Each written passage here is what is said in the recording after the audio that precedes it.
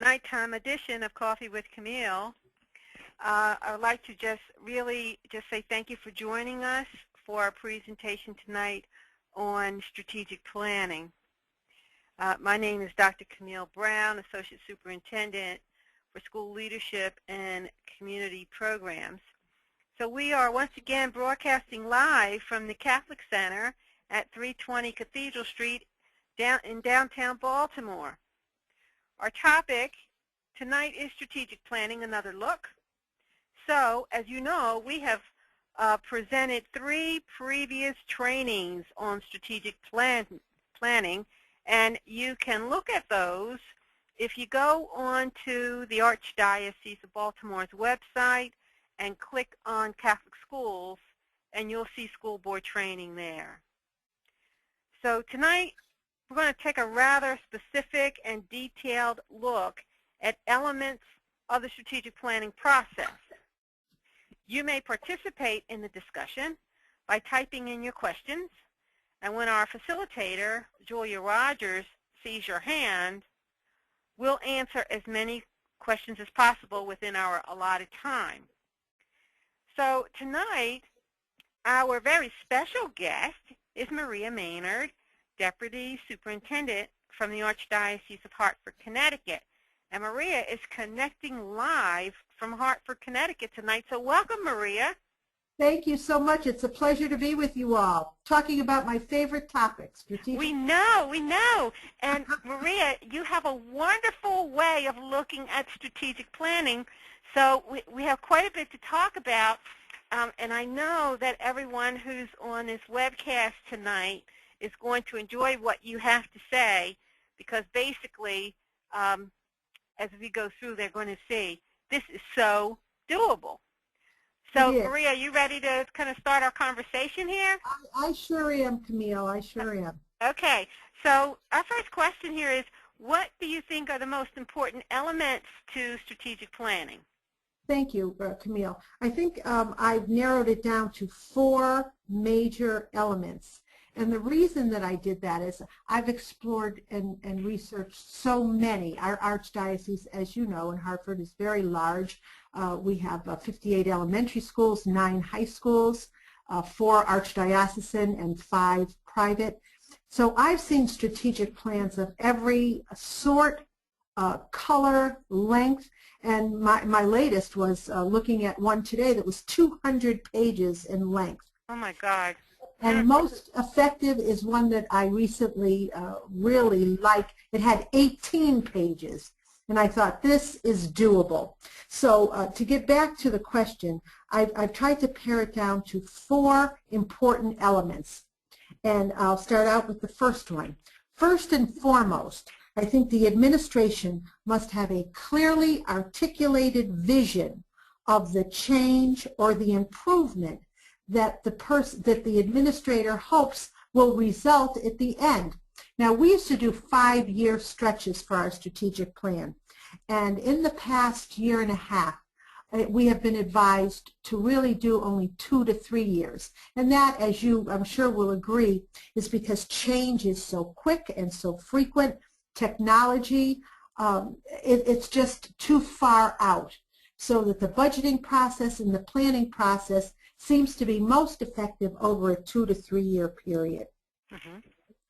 And so the change or the improvement that the administrator has envisioned must be simple or elaborate, but it has to be clear, and there has to be tie-in by the school board, the pastor, and the administrator/administrative team.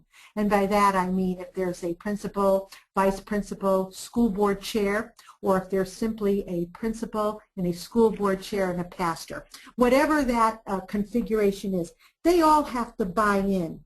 And it can be as simple as a vision to balance the budget, or as more complicated and detailed as changing your school to a school of technology or science or special ed or whatever. Whatever the vision is, it has to be clearly articulated and well positioned to be explained in any form of communication that is public.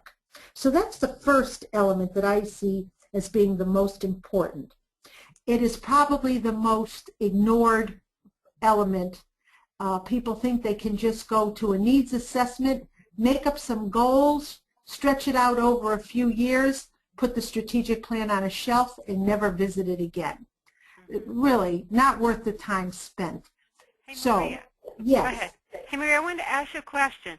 I know Sure. sometimes when you're talking about strategic planning and vision and mission and what about the future of the school, and you talk about sometimes some administrations have a vision for the school, and they might say, okay, we're going to put up curtains. Yeah. Or, you know, That's talk no about vision. that. I mean, you speak about Sure. that really clear. What is the difference between having a task and really having a vision?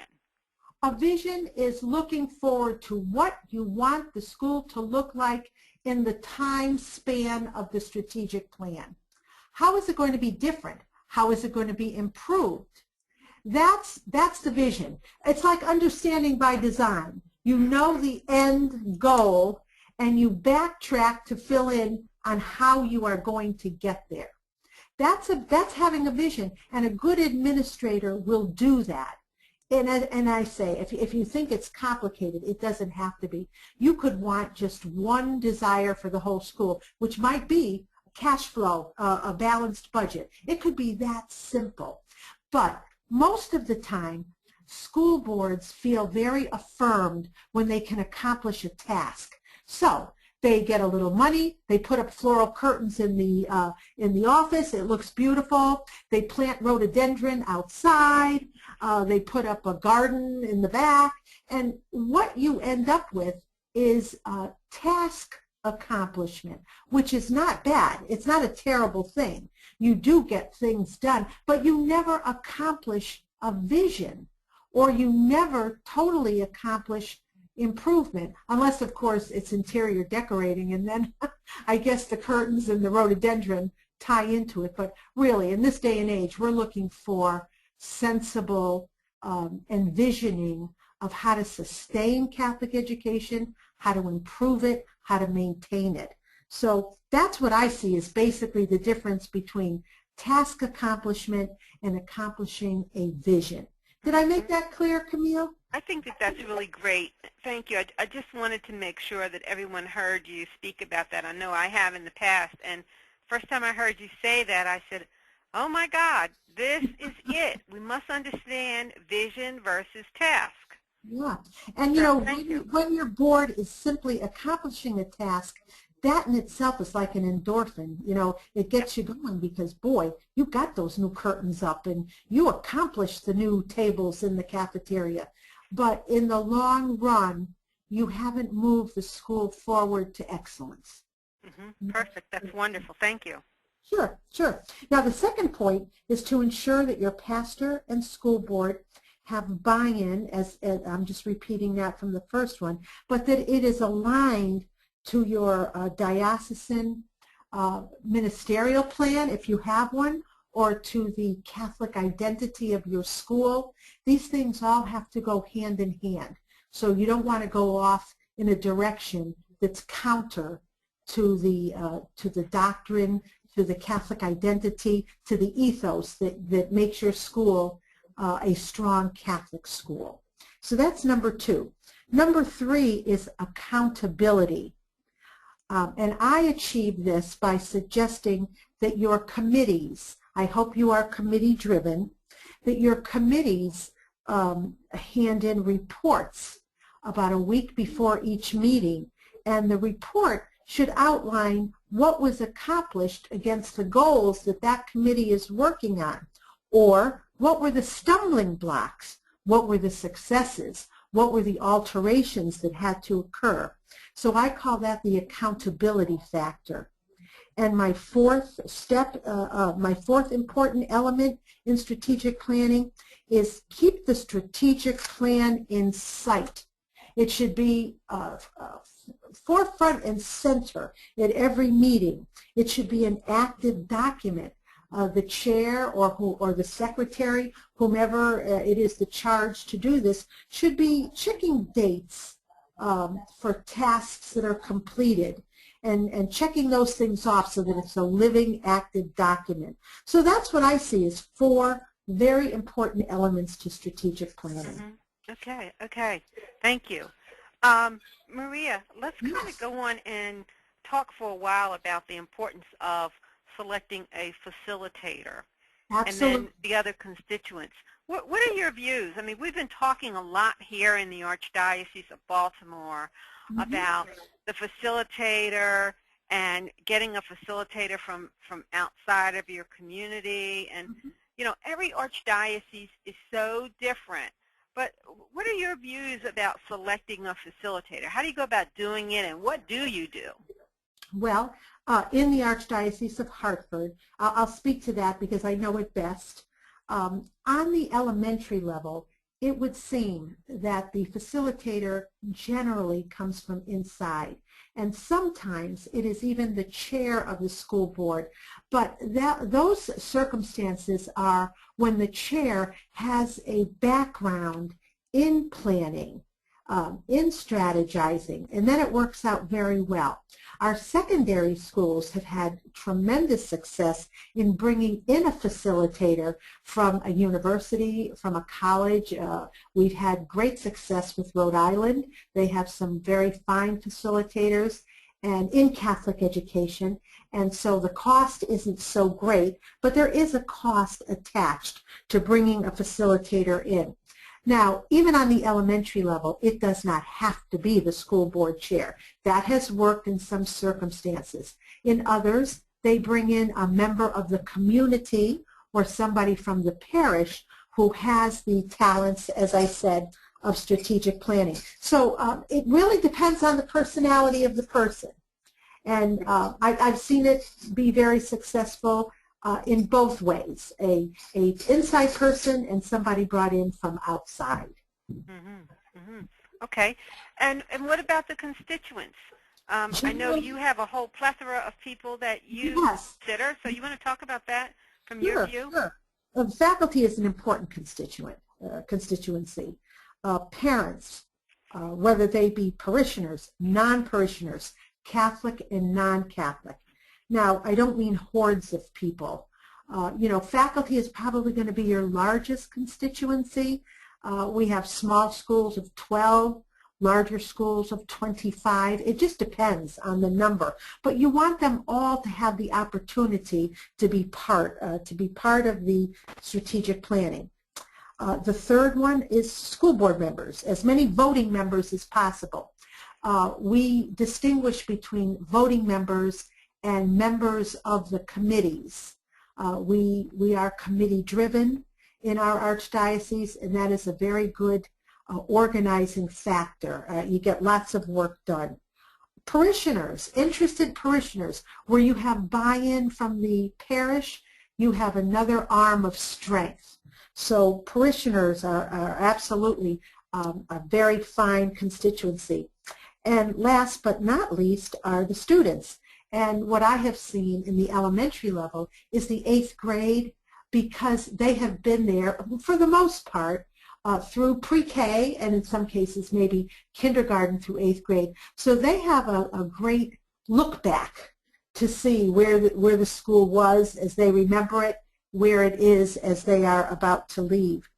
On the high school level, you have a broader age range to select from. You have freshmen through seniors. So those are the constituents I think that you most want to hear from in order to construct the SWOT analysis. This is all leading up to the analysis. Right. Okay. So, let's kind of look at that then. I know you spend a lot of time on the SWOT analysis, so let's look at it. Creating the strategic plan and the SWOT analysis. So you want to kind of walk us through your view? Absolutely. After you have the constituents, the constituent groups decided upon, you want to set a date for a meeting. when all of these constituents come. You want to have a large room, an auditorium or a library, or a large room where everybody can gather. And before you invite them, you want to have an organizing, the planning, the facilitator should do some planning so that, for instance, perhaps 6 tables would be set up, which would indicate 6 groups. And the 6 groups should be invited, a mixture of all of these constituents. So at table 1, you would have faculty members, parents, school board members, parishioners, and students, and the same throughout. Now, I'm just arbitrarily picking a number 6. It really depends. You probably don't want more than 6 people sitting at a table. So it really depends on the total number. So once you invite these people and they are organized sitting at a table, you want to ask them to count off numbers 1 through 4. So everybody that has a number 1 would be working on strengths. Everybody that has a number 2 would be working on weaknesses. Everybody with 3, opportunities, and everybody with 4s, threats. And you would send these numbers, these groups with the same number, to a corner, each corner of the room, so that everybody that's going to be working on strengths would be sitting in one corner, weaknesses another, opportunities another, and so forth. Did I make that clear so far, Camille? I think that that's wonderful. And you know, Maria, I have to say that I really can appreciate your sort of ABC approach to strategic planning. It's so very, very clear. And I'm so thrilled with the people who are on tonight listening so that they can hear the clarity and the doability of strategic planning. It really is. I think it comes from my 27 years as an elementary school principal. That's it. That's it. Honestly, that is it. All right. Go ahead. No, I just think it's very important. Okay. Maria, let's kind of take each one of these apart. Yes. And, like, for example, let's see if we could talk about strengths. Sure. And now, the process. What is the, I mean, you started talking about the process, so they've counted off, and we have the strengths in one corner, and you kind of set everybody to a directional corner to get work. So we are on the strengths now. Perfect. And what they need to do is put a huge Post-it or some kind of paper against the wall, because you're going to be, you're going to have a documenter, if you will, who will volunteer from the group to write down the thoughts of the participants. Okay? So let's, I kind of made up a scenario where we have a pretend school. Let's call it St. Veronica. Okay? So the group who are going to work on the strengths are going to be asked to come up with strengths. And this is the type of thing they might come up with. Strong enrollment, balanced budget with a contingency fund of $100,000 in the bank, very close connection to the parish, strong Catholic identity with 90% of their school population belonging to the parish and of the Catholic faith. All teachers in this school are certified. Their textbooks are all updated. So those might be the strengths that would come up. So I'm going to move along to each corner, and then I'm going to come back to talk about prioritizing. Okay? Perfect. Okay, let's go on to weaknesses then. So, oh, wait. Now, yes, Julia? Yes, there is a question from the audience, and I didn't want you to get too far ahead. The question comes from, would a school use both the SWOT and the benchmark and rubrics of the Catholic school standards? I would say that you want to use the input of the group work for this part of the SWOT analysis. When we decide to prioritize and develop the goals, that's when you want to match them up to benchmarks that you have. But right now, you want an honest assessment from the constituencies that you've brought together. Okay. And I think the question has one more part, and I'm not sure who this will be to. And the question also comes to, I'm under the impression that the Archdiocese schools should use the Catholic school standards so that advanced ed can pull in the data. And I believe that's still the case, but I'll leave that question for the panelists. I absolutely believe it is, and we do have them in the Archdiocese of Hartford. And again, what we have been telling our schools to do is to work through the SWOT analysis. After the prioritization, when you develop the goals, match the goals to the benchmarks. And it has been, and then in your strategic plan, indicate what part of the, which benchmarks you are addressing, and that is one more piece of accountability. Mm-hmm. I wanted to kind of go back to the first part of the question. I think I'm hearing whoever asked the question that they are making a reference to the national standards and benchmarks for effective Catholic elementary and secondary schools. I'm presuming that that's the reference. Yes. So, yes, we're still using the national standards, and, you know, I know the Archdiocese of Hartford does as well. So to So to be super clear, what Maria is proposing is that every community across this country, every Catholic school community, has such unique needs that once you get the constituencies together, that they are all having an opportunity to identify, you know, through a SWOT analysis, what's going on there. So like, take the gloves off and just say what it is. If I might add this, we tried presenting benchmarks about 1.5 years ago, and the feedback that we got was, then why do you need us? So by allowing some originality, they feel, the constituent groups feel that they actually have a part in this planning. And you know, when you have ownership, when you feel like you have a part, you have ownership. And that really makes for a much stronger strategic plan. That's been my experience. Right. And then we come full circle back to see how we line up with the national standards and benchmarks, because those benchmarks and standards say an effective Catholic school has whatever it is. That's right.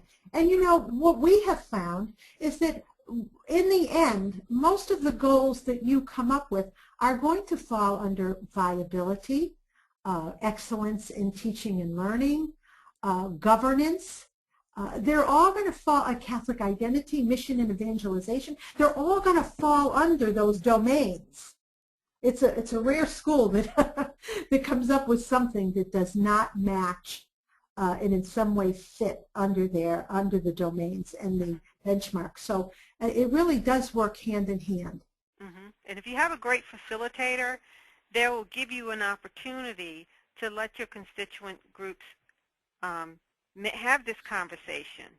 I think it's very important. I think that is one of the most important things. You just hand it to them. They say, you've done all the work. What do you need us for? Yeah. So I think it is an important role that they play. Right. We really hope we answered this person's both parts of their question. We really do. If not, we certainly invite them to ask for some more clarity, and Maria and I will get to it. Sure, absolutely. Okay. Okay. Do you want to move on to the weaknesses part? So okay, move go ahead, on to Maria. the weaknesses of my pretend school. The weaknesses are they have no gymnasium, only a little parish center. They have no room in the facility or the footprint of the school building for expansion. There is no pre-K program. There is a disinterested pastor. They have aging boiler, roof, and infrastructure for technology. They have a very traditional academic program. There is no playground area and no hot lunch program. Okay. Moving on to the opportunities. They have excellent relationships with the science center in town. The administrator is very tech savvy. They have a very effective advancement effort. There is no full-day kindergarten in the town, no public school full-day kindergarten. They have a full-day kindergarten. There are 5 Catholic parishes in town. The families of the school are very professional with varied professional backgrounds. The school has a strong arts interest, and there is a local theater in town. So those are opportunities. And last are threats or challenges, whatever you wish to call them. The public school has a renowned system. There are 7 public schools in the town. There is excellent programming for students who excel at the high end in the public school program. There is a diminishing Catholic population and an increasing Jewish population. They cannot maintain a full-time nurse. The public school has a very defined special needs program. And the town hosts a renowned autism center. So those are the threats and the challenges. So Maria, how are you suggesting that we should set priorities for this strategic plan? I mean, now we go back to whole group. All the corners come together. Okay. And the whole group looks at each list. Remember the big post-it list that I suggested we post up in each corner? Mm-hmm. Now the whole group is going to look, and the whole group is going to put in priority order by just assigning the secretary, whomever you've chosen to do the writing here, the reporting, will put numbers alongside, and the group will decide on the priority. And I wouldn't prioritize more than 3 or 4 because you could never develop that many goals that you would accomplish in a short time. So I would say, you might prioritize the whole group, but it's really the top 3 or 4 that you're going to look at, especially in a short period of time, like 2 or 3 years. Mm-hmm. Is that clear, Camille? That's clear to me. Julia, somebody has a question? No? Okay. No, sorry, no, not yet. Oh, okay. So, like working through this ABC format to strategic planning, do we want to try to do some sort of summary assessment of the process? Do we want to go there now? Yes, very important. Okay, let's try to do a summary to pulling together because I know we have about 20-25 minutes left, so let's kind of pull things together. Okay, so when you have all of that information and the writing of the strategic plan is started, you may list the 4 lists for information, but a text, a general text of what you found out is very well included in a strategic plan. And it gives the population an opportunity to see it as a whole and not 4 short little lists. Do you understand what I'm saying? Some kind of a narrative. A narrative, I guess, is the best way to describe that. And along with that is this key informant interviews.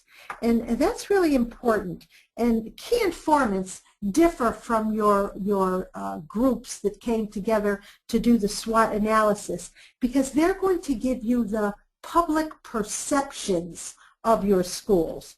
And they would include people from other Catholic parishes in the town, graduates of your school, businesses or corporations in the town, substitute teachers, the bus driver,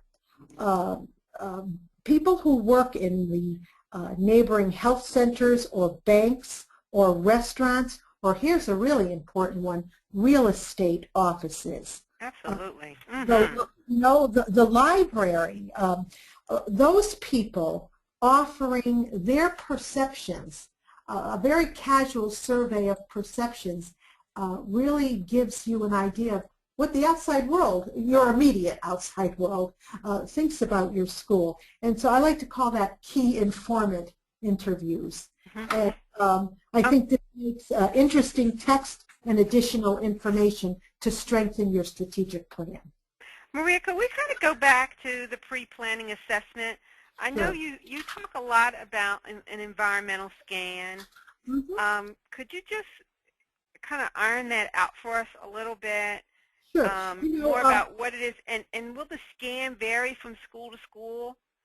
It will, and the environmental scan really of all of the strategic plans that I've looked at is really interchangeable with a SWOT analysis. It depends on the formality that you use. The SWOT analysis is very specific. You ask for strengths, weaknesses, opportunities, and threats. The environmental scan looks at the whole picture. You're actually looking for those pieces, but it could be more in terms of a survey, a casual survey. It just depends on the community that you have, the group that you put together, and the facilitator. I see. Okay. All right. Okay. I really hope that those points are really clear with everyone, but if you have a question about it, please let us know as soon as you can. All right, let's kind of move on to mission statement and vision. Okay, two very important pieces. The mission statement should be reviewed by the school board annually. The mission statement tells you what your intentions are, what you do as a Catholic school. And all members, the board members, the pastor, the administration, and the faculty all have to be on board. And the mission statement, your mission statement, has to drive every piece of planning that you do. So it is a reflection.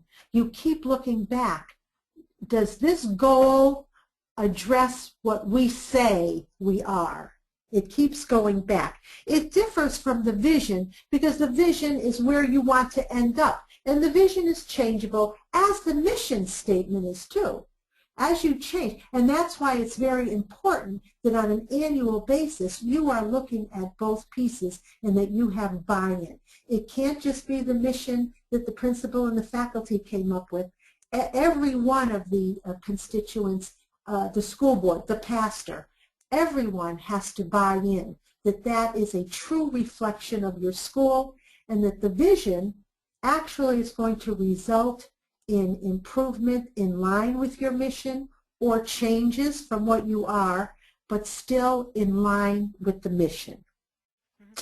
Maria, could I ask you a question about mission statement? This question has come up, and that is when a school establishes their mission statement and vision statement, who all should be involved? I mean, should we have a large contingency group? Should it be done at a school board meeting? Should it be done at a faculty meeting and then collaborate? What do you think is a good way to establish a mission statement? Well, my experience has been start with the faculty. Those are the insiders. So start with that and the administrator, of course. Then bring it to the school board from that point. Get the pastor buy-in. Then have selected sampling groups, maybe the home and school executive board, maybe the finance council of the parish. Have small groups weigh in. Now, you can't just be adding every thought that everybody brings to the table. But I think you will see suggestions about wording. It should be kept short. 3 sentences maybe should be a mission sentence. I've seen them that go on and on for paragraphs. But a mission statement should be very succinct. You might say something like, our mission is to educate students in a strong Catholic tradition and empower them to be moral, productive members of society. Now, that's 2 sentences. And when you have a very brief statement like that, you might want to add 2 or 3 bullets with some specificity. What do you mean by that? How are you going to accomplish that? But really, the specificity comes out in the strategic plan. So it's best to have a crisp, short, succinct mission statement. I totally agree. And I certainly invite everyone with your suggestion that let's look at this annually. And it doesn't have to be a long process annually, but we're trying to keep something living, energized, doable, and, you know, at people's fingerprints. I notice some schools all across the United States, when you walk in, you see the mission statement hanging there. Yeah. So as people come in, they know what you're about. They see the vision statement. They know where you're going to end up. So here's an example of something you might not do, but I see this frequently. You know, diversity and evangelization are two words that everyone wants to use in their mission statement. But if you are bound by a very narrow demographic with no diversity, your mission statement probably should not say that you educate students with a diverse background. Mm-hmm. You don't have that. You know, you educate in the Catholic tradition, but it's easy to fall into the lingo and the vocabulary that is popular in any given time. So you want to be sure that your mission statement says what you actually can do with what you actually have. Mm-hmm. That's great. That is really great. So thank you for that. Sure, sure. Okay. Let's now, ready to move ahead? Okay. We're still talking about a summary of the strategic planning process. So let's talk about the development of a plan. Yes. Now here's where you get to the actual documentation of your goals and the aligning of your goals to the benchmarks, okay? Now I picked 5 areas because I see these most frequently, but your areas may not be exactly this way, and they shouldn't be. The areas should really be important to what you are doing in your school and to the benchmarks, the Catholic benchmarks that we are working with. Once you have prioritized your lists, you want to start to develop goals, as I indicated. And the goals will be under mission integration. If you're looking for Catholic identity, your goals are going to want to tell you how you integrate your mission in every area of the school. And if I could just flip ahead to show you, it would be the last slide, Camille, if you want to show that. That one? The last one, the template. That's it. It's up. Okay. Oh, it's up. Thank you. Okay. This is how I think it should be organized, that you list the area. So you would list mission integration. Then you could have a number of goals. You might have as many as 3 or 4 goals under that. You are going to sustain Catholic identity by immersing the leadership, the students, the faculty, the staff in an environment that embraces Catholic morality and fosters faith. And then the objectives would be each of the goals, each of that type of goal that you plan for. The major tasks would be your action plan. What do you have to do to actually attain the goal? The lead would be who in your community is taking the lead on this goal. Is it the pastor? Is it the principal? Is it the athletic director? Is it, if you have a guidance department, whomever it might be, that name would be put in that column. What do you need for support? Do you need your faculty for support? Do you need the parent constituency for support? Who do you need to support the lead person? When are you going to start this goal? When are you going to anticipate an accomplishment of this goal? And here's the piece that I want to make sure that I address that is most frequently ignored. If this goal needs resources, and by that I mean some kind of financial support, you have to list what you think this goal is going to cost to accomplish. And furthermore, you need to have it documented and listed in your budget. Otherwise, what happens is we are so tempted to accomplish the goal that we spend the money and have not accounted for it in our budget, which ultimately leaves us in a deficit.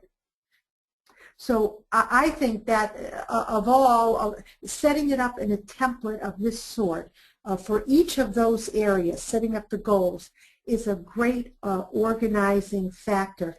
And once you do that for each of the areas and include that in the strategic plan, it is very easy for anybody, whether you need to use this for your accrediting system or for your budgeting, for your finance committee, whatever you need this for, it is so clearly outlined. And everybody knows what they're accountable for. That sounds great. I wonder if anybody has a question about that. We do have about 10 minutes left to our broadcast, so I do encourage you to type in any questions that you might have so that we could be sure to share them out with everyone. And those of you who have already sent in some questions to myself or to Julia Rogers, we certainly do appreciate your engaging us this evening. So go ahead, Maria. Okay. All right. I'm just trying to backtrack to make sure I cover everything. Well, let me sort of back up. Okay. Okay. Now, we were on this slide, but I had a question that came up. Do you regard institutional advancement the same as development? Yes. Mm-hmm. Yes. It's called all kinds of things. We don't call it development anymore. We now call it advancement, but technically all of that funding, alumni relations, endowment, everything that falls now for us falls under that. So my answer is yes, depending upon what you call it. Camille, I'd like to spend a little bit of time on the slide that says how do you get constituents to utilize this. Right, yes, we definitely want to go to that, so go ahead. Okay, so we're going to assume that you have committees on your school board. Is that a correct assumption, Camille? Yes, that's absolute a correct assumption. In fact, we have our school board manual. It's exactly a year old now. It's called Embracing the Vision, and in there we have listed all of the suggested standing committees, really required standing committees, and some suggestions for ad hoc committees. And also we have the job description. So if you're in a nominating committee, you know what you're doing, and so forth and so forth. So yes, committees are certainly required for an effective board. Okay, so what I like to do is try to, and we do have standing committees. There is flexibility there. Once those goals are organized in the areas that we just talked about, you can assign them to the standing committees where they best fit. And the reason is that is a great organizing mechanism. When those committees send forward a report of what they have worked on, the work that they're supposed to be doing is the accomplishment of those goals. So when that report is sent to the secretary or whomever it is on your school board that does the collecting, the collating, the passing out to the board members, these reports, that is great accountability of the work that has been done. Therefore, you are forcing all of the constituents to stick to the strategic plan, to remember that there is a strategic plan, and that every time there is a school board meeting, they are being held accountable for work that is done. And probably it is the same with you. We don't recommend that the reports be read. We recommend that they're sent earlier and that the school board members do diligence to read them ahead of time. And then what actually happens at the school board are any questions or clarifications or motions for additional actions to further the goal accomplishment. So I wanted to make sure, and the secretary should keep track of these reports and the accountability factor, all the additions and questions and clarifications as a log. And there again is further accountability, and it keeps everybody focused. And I'm not suggesting that there can never be new business or old business. There certainly can be. One of the major duties of our school boards is policy formation when needed on the local level. We do have a policy manual that comes from the Office of Catholic Schools, but in many cases we ask schools to develop their local policies themselves. That's a tremendous job of the school board. But a major portion of our school board meetings is the reporting of the individual committees and how they're progressing along on their goals. So I just wanted to make sure that we covered that, Camille, because without that, you do lose sight and it just becomes a task. The actual formation of the strategic plan is only used if somebody asks for it for accreditation or for some kind of documentation, and you never, ever, ever attain the vision. So that's quite true. I love the way you're saying that the strategic plan is a living, breathing document, and having it pretty much. The first time I heard you talk about strategic planning, Maria, you were saying that at board meetings, members need to have the strategic plan almost at their fingertips. And I like the way you said that, so that everybody understands it, they know it because they've been a part of it. But how about we take some time to pay attention to it, evaluate it, go through the implementation, see what was real, see what was maybe something was just too visionary, and we cannot get to it in this plan. I think we need to own up to what we can do and what we cannot do, and maybe we need to, when you put a date on something, push the date out. Adjustment. Adjust it, yeah. That's right. You're constantly adjusting. You're constantly revisiting the plan. And I love how you said that we are making decisions through our mission. Like everything gets filtered through the mission. All important, yes.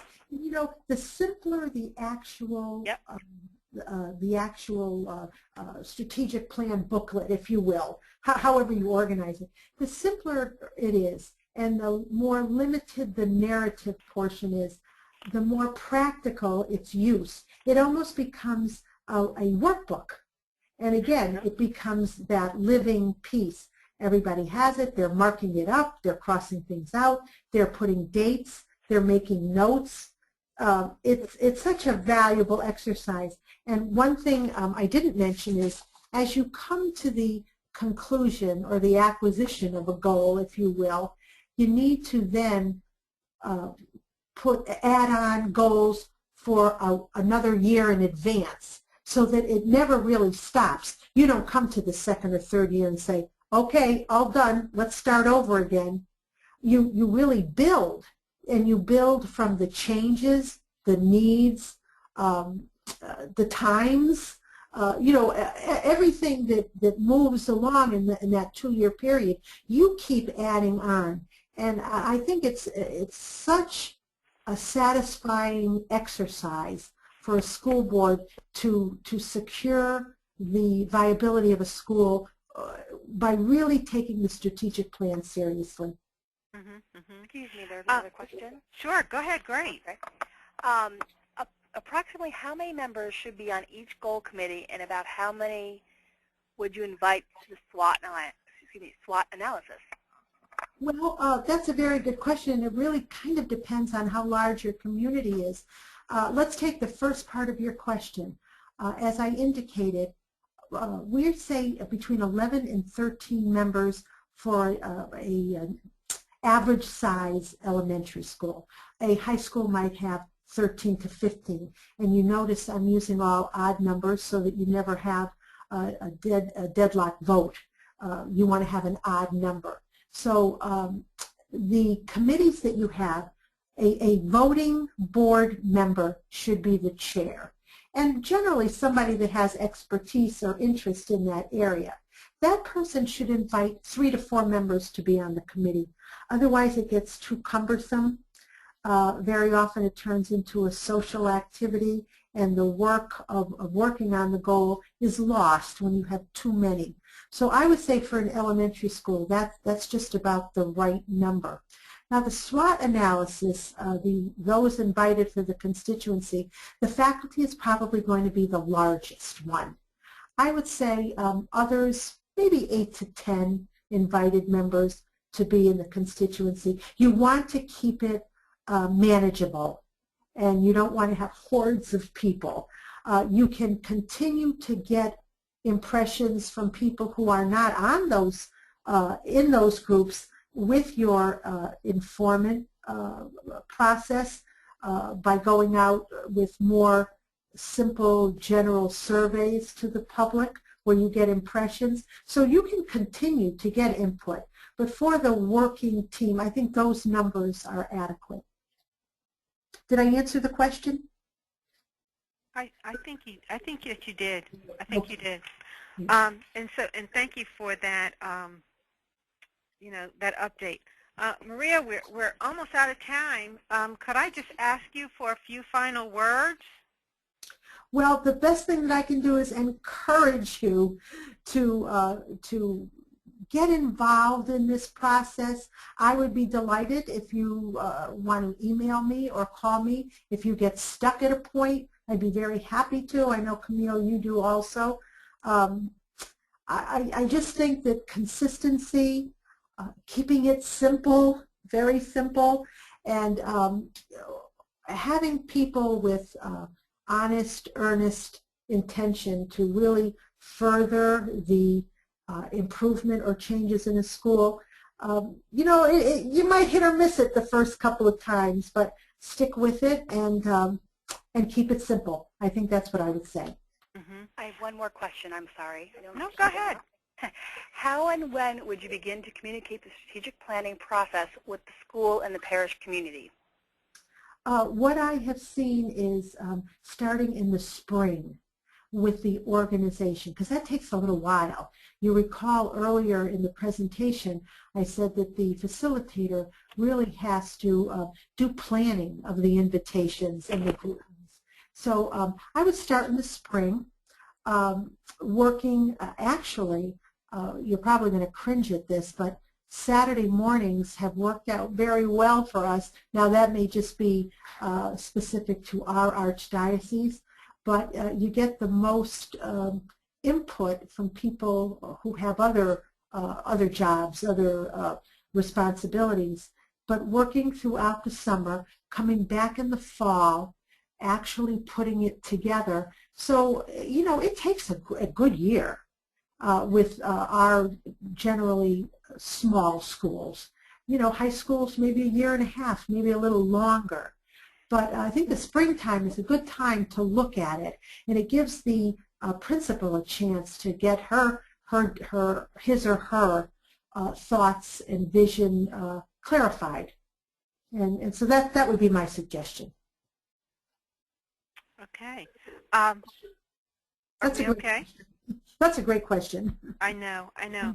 As we sort of wind up, I do want to Maria, I wanted to remind you, do you remember you were saying to me at one time when, we used to do strategic planning years ago when we did strategic planning. It was really a very long, wind-out process. I mean, I remember even, many years ago, the acceptable amount of time for doing a strategic plan, we worked on a 10-year strategic plan.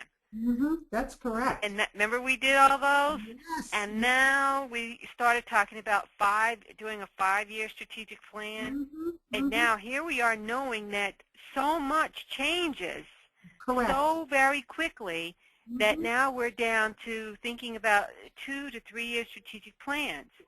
And that's really doable for a school. Right. Yeah. That's really doable, and I think that adds to the feeling of accomplishment. We can do this. We can accomplish, and that's why I say we don't want to overload the goal setting. You know, Right. you really, a school board, each committee can really not address very well more than 2 outside 3 goals a year. And I hesitate with 3, but if you have a very active school board, you might be able to do it. And so in the time frame of 2 years, with 2 goals for each, maybe it's at the end of the time, it's 4 goals that are actually accomplished in a 2-year period. Now, it could be more if you stretch it to 3. And the other thing that's very important is, you know, finances are so precarious these days that you can't forecast more than 2 or 3 years ahead. You know, you know what your employee benefits are. You generally know what your salary increases are going to be. You can take historical reference to what your gas or oil costs were. But you know about what your enrollment's going to be, but maybe not. Maybe not. There are some schools that live from day to day on this enrollment. So the budgeting process is another big issue, and goes hand in hand with the strategic planning. And I know that you made an analogy to driving. You know, every place that we drive, you know, you need some sort of a guide, and strategic planning is that way. And I know you said, like, we wouldn't even think about driving to another state without a Garmin. And, you know, and then some of us have TomToms, and then there's others have OnStar. Yeah. But it's unthinkable to think that you can move into some direction without a guide. And it's the same thing with our schools and strategic planning. We need something to take us, to move us, and that's what strategic planning does. It moves us, it takes us, and you know, we move in a direction that we've had some thoughtful, prayerful consideration and input, and here we end up with a plan for our future. And you know, all of us who are planning for our future, it's a good shot in prayer and in God's mercy that we're going to have a future. Right. And so, you know yourself, if you decide to drive somewhere without a map or without directions, you might get there, but you waste an awful lot of time making mistakes. You get sidetracked. You go down dead ends. You know, it's a really good analogy for it matches up very nicely with strategic planning. Right, but it's your analogy. It's not mine. I stole it from you, Maria. Good. I stole it from you. Okay. So anyway, we want to just thank you so much, Maria, for everything, for your very organized approach to strategic planning, and why it's so important to use a simple format. The simpler for the better. You know, less is best. And we certainly hope that everyone learned something from tonight. And I'll tell you, I just enjoyed listening to you and engaging you in conversation, because you are just so wonderful. And we're happy that you're our colleagues up there in the Archdiocese of Hartford. It is my pleasure to work with you. It was a lot of fun. Thank you for inviting me. I've enjoyed it this evening. Absolutely. We're going to do some more talking and some more working together. Sure. So, and for everyone who was on the broadcast tonight, we thank you for joining us, but please join us for our next Coffee with Camille on January 13th, and this will be from 9 to 10 a.m. Our topic will be branding and marketing. You really don't want to miss this one. With our very special guest will be Samantha Hall, Director of Marketing for our Catholic schools. So we will see you then. Everyone, God bless you, and enjoy the rest of your Advent season, and Merry Christmas. Thank Good night. you. Good night. Merry Christmas to you. Merry Christmas to you, Camille. Okay, I'll talk to you, Maria. God bless you. God bless you, too. Thank you. Bye-bye. Bye-bye.